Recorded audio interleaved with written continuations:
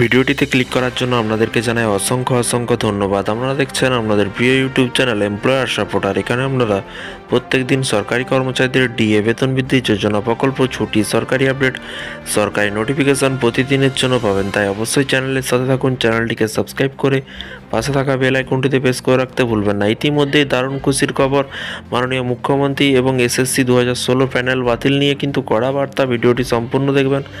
চাকরি কি আদৌ ফিরে পাবেন? চলুন এক নজরে দেখে নেওয়া যাক। বিরাট স্বস্তি,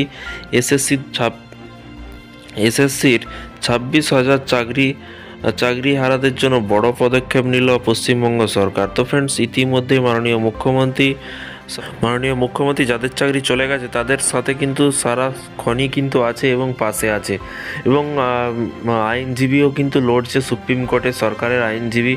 তো ইতিমধ্যে কি বলা হয়েছে, চলুন মাননীয় মুখ্যমন্ত্রী এসএসসি চাকরি বাতিল কর্মচারীদের বা সরকারি কর্মচারীদের কি পদক্ষেপ নিতে চলেছে এক নজরে দেখে নেব। এখানে দেখুন বলা হয়েছে, গত সপ্তাহেই কলমের খোঁচায় চাকরি গিয়েছে প্রায় 26,000 জনের। এসএসসি নিয়োগ দুর্নীতি মামলায় যোগ্য অযোগ্য চিহ্নিত না করতে পেরে 2016 সালে গোটা প্যানেল বাতিল করেছে কলকাতা হাইকোর্ট, যা নিয়ে রীতিমতো উত্তাল রাজ্য রাজনীতি। ইতিমধ্যেই এই রায়কে চ্যালেঞ্জ করে কিন্তু সুপ্রিম কোর্টে দ্বারস্থ হয়েছে স্কুল সার্ভিস কমিশন এবং রাজ্য। এর পাশাপাশি দেখুন বলা হয়েছে, চলছে শুনানি। তবে এসবের মাঝেই রাজ্য সরকার জানিয়েছিল আপাতত চাকরিহারাদের বেতন দেব, সেই মতোই কিন্তু হলো কাজ। মাননীয় মুখ্যমন্ত্রী বলেছিল চাকরিহারাদের বেতন দেব, সেই মতোই কিন্তু হলো কাজ। মঙ্গলবার এপ্রিল মাসের শেষ দিন কিন্তু চাকরিহারা শিক্ষক শিক্ষাকর্মী সব মিলে কিন্তু 25,753 জনের ব্যাংক অ্যাকাউন্টে ঢুকে গিয়েছে এপ্রিল মাসের বেতন। যদিও শুধুমাত্র এপ্রিল মাসে বেতন দেওয়ার ঘোষণা করেছিল রাজ্য, এরপর চাকরিহারাদের কি হবে তা কারোর জন্য জানা নেই।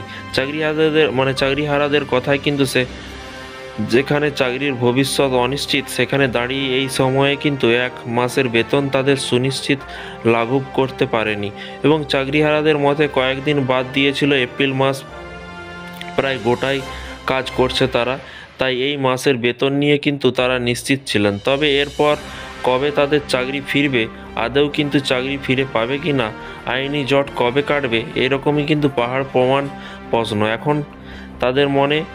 এবং হাইকোর্টের রায় খারিজ হলে কিন্তু বা স্থগিতাদেশ পড়লে কিন্তু একমাত্র তারাই কিন্তু নিশ্চিত হবেন বলে জানিয়েছেন চাকরিহারারা। এর পাশাপাশি দেখুন বলা হয়েছে, দেখতে পাচ্ছেন প্রসঙ্গত গত সপ্তাহে প্রথম দিনের হাইকোর্টে বিচারপতি দেবাংশু বাসক এবং বিচারপতি সাব্বার রশিদির ডিভিশন বেঞ্চে কিন্তু রায় বাতিল হয়েছে।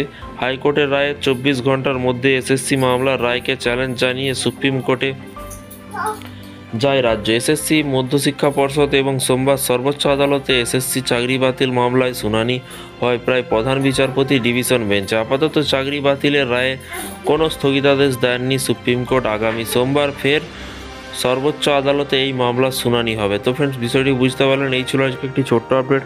এই ধরনের এসএসসির সমস্ত গুরুত্বপূর্ণ আপডেট পাওয়ার জন্য চ্যানেলটিকে ফলো করবেন, চ্যানেলটিকে সাবস্ক্রাইব করে রাখবেন পরবর্তী লেটেস্ট আপডেট পাওয়ার জন্য।